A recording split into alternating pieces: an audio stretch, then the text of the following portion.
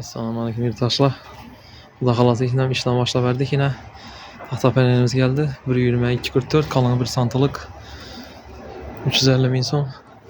Bunun atılığı geldi. 270 bin son. Finski panellerimiz geldi. 500 bin son bala. Kalını 1.8'lik.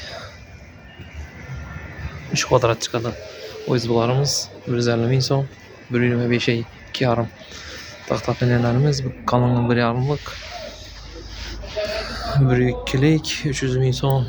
1.1'lik 220 bin son.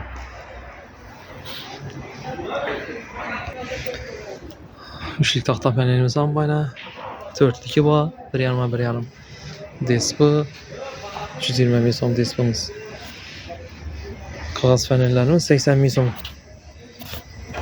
Kalınlığı 3 milimetrelik.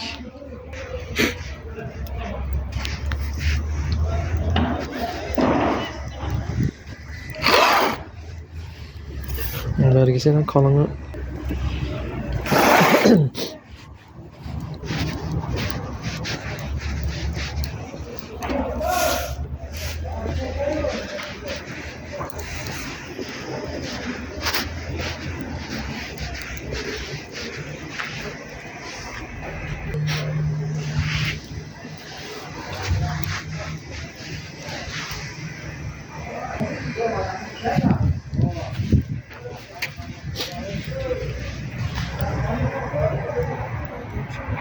biz bu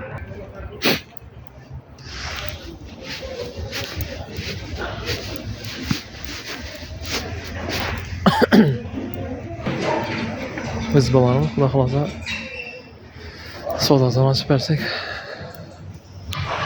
yana verasa Xudo xolasa Urganchda bazar